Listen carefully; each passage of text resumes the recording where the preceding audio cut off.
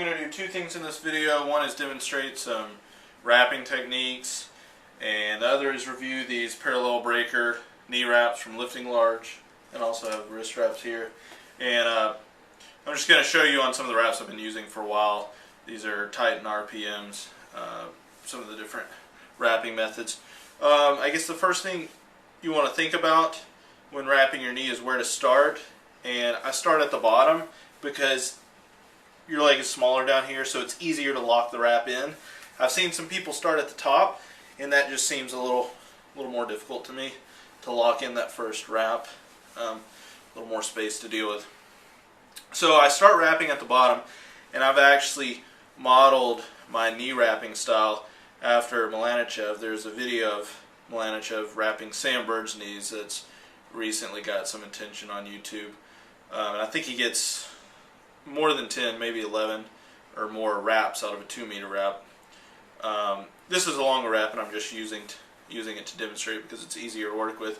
But basically, the way Malanichev wraps his knees, and I watched a lot of his videos, is he locks it in, and then he uses this hand to guide the wrap, and he pulls with this hand. And that's a fairly standard wrapping technique. What I see some people doing that's not so effective is they're doing the pulling with this hand, and they're just kind of directing with this hand. But if you're not really wanting to do so much pulling with this hand because you may slip. But if you pull and then just pull all the slack out with that hand, that'll really allow you to get a lot more tightness. And what I've noticed is he goes up and then down, and then just uses the rest of the wrap right around the center. And so that's how I do it. In my experience, wrapping with more coverage top to bottom produces a wrap that has less pop out of the bottom, and it slows you down more at the top.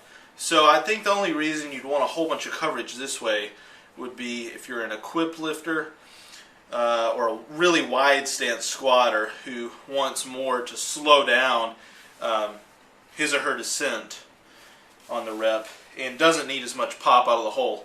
If you're a narrow stance squatter who squats fairly deep, you probably don't want as much coverage because it's going to slow you down too much on the initial portion of the descent and not give you as much pop out of the hole. So if you look at Russian lifters like Poziev or Malanichev who squat fairly narrow, fairly deep, and they have a lot of rebound out of the bottom, you'll notice that they don't have so much coverage. And so you can wrap like this, and then the way that Malanichev actually finishes the wrap is to just pull it through like this. And I think he actually goes from the top, which I don't like because it folds the wrap like that sometimes. It just wears out your wrap a little bit. The two ways I finish it is just from the bottom. And if you want to get it tight, you may get here and you can't really get the wrap in. So what you do is you just loosen it, get your hand under, and then crank it around and pull it under. Another thing you can do, what I do on my warm-up sets, when I don't want my wrap so tight, is I just pull the wrap through like this, and it makes a little quick release option where you just pull and it's done. I've seen some people who actually kind of tie the wraps in a knot at the top, and the only reason I don't do that is because it seems to wear the wraps out more quickly. Some people will start, say, up here and come down and then come back up to the top and tie it off that way. The one thing I'll say is that you really need to focus on pulling with the other hand to get a tight wrap. Here are the parallel breaker wraps from Lifting Large, and if you're a raw squatter or a narrow stance squatter, you probably want wraps more on the stretchy side. If you're an equipped lifter or maybe more wide stance squatter, in my experience, those people generally like tougher wraps. This wrap is kind of a mid-range wrap.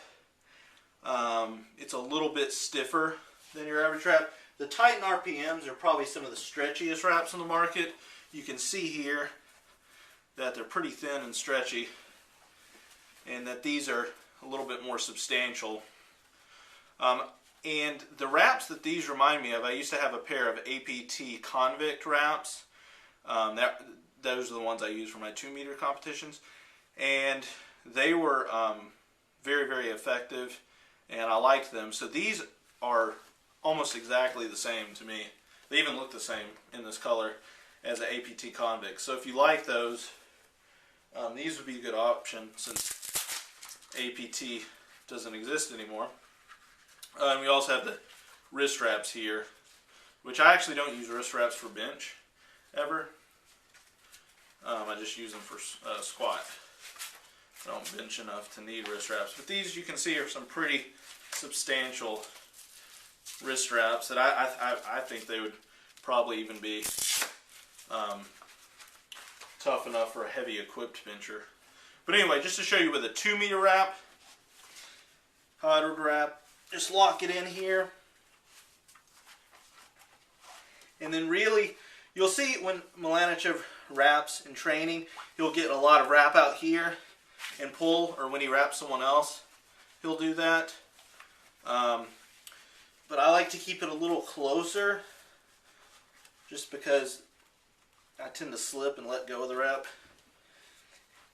And I figure if you can get even 8 wraps out of a 2-meter, that's doing pretty well. So we'll see if I can get 8. Okay, you got 1 wrap locked in. Go for 2.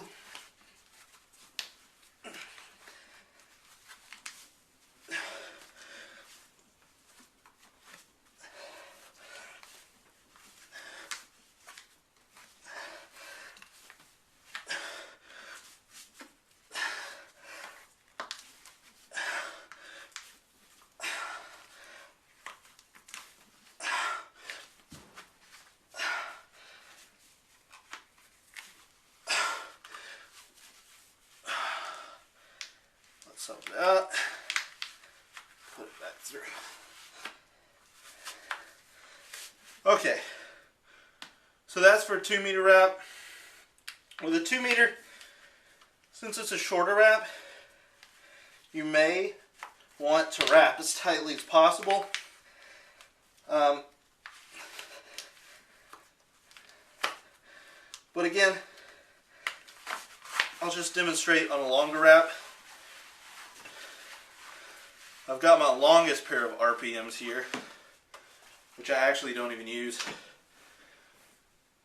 because they're too long and just really actually too supportive. Since I do the raw with wrap style squatting, I really don't need something super strong, or it's going to be a little too powerful. So I actually don't use my longest pair of RPMs, and I don't even wrap them as tight as I can.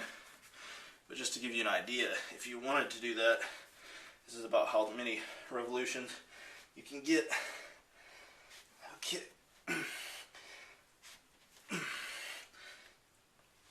Okay.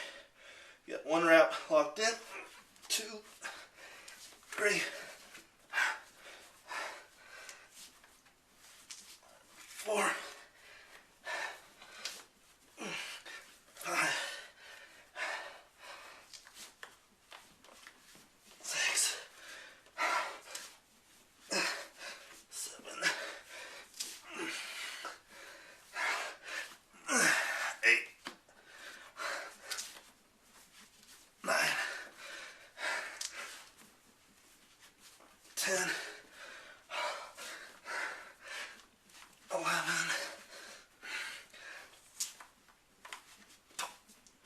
12, 13, 14,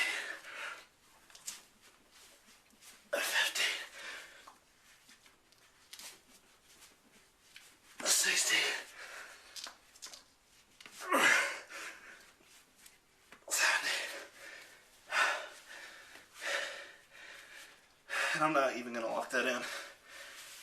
impossible for me to get off. But you can see with these really long wraps, especially when you have legs like mine that aren't very big, that's just going to be too many revolutions to use practically. But again, for something like, for a 2 meter wrap, like these parallel breakers, which are a nice sturdy wrap, you're probably not going to get as many revolutions out of them regardless. The RPMs are a little stretchier, but not as heavy material. So you're going to get more wraps, but not as heavy material. So really you want to shop around and find a wrap that is to your liking. And it's not a question of what the best wrap out there is. When I first started lifting, I just bought the heaviest pair of wraps that I can find. I think it was some EFS super heavy wraps, and they were clearly for, you know, some multiply squatters squatting out of a monolift. And so they actually were kind of useless for me because they were just too stiff and too cast-like for me to use, even though they'd probably be great if you're a multiply lifter, you know, squatting 1,000 pounds. Okay, so just to sum up, these are the parallel breaker knee wraps from Lifting Large, and they are kind of a middle of the road wrap on the spectrum from stretchy to stiff and cast-like wraps. They're probably right about in the middle, or maybe a little on the stiff side. So they're kind of a versatile wrap. They probably work well for equipped lifters and lifters competing with a raw width wraps style squat, and very similar again to the APT Convict. So if you like those wraps, you'd probably like these. One more thing I'll say is that you see people who do, like, crisscross the wraps a lot, and that looks structurally strong when, you know, when you're building something out of wood or out of metal, you want cross supports. So it kind of has an illusion of looking strong, but I actually think that it doesn't really strengthen your wrap because you can't really get these angled wraps quite as tight, and it uses your wrap up more quickly. You don't get as many revolutions. You're probably better off just wrapping straight around, up and down. And again, I use all my extra knee wrap right around the kneecap because that's where you're going to get the most pop out of the bottom of the wrap.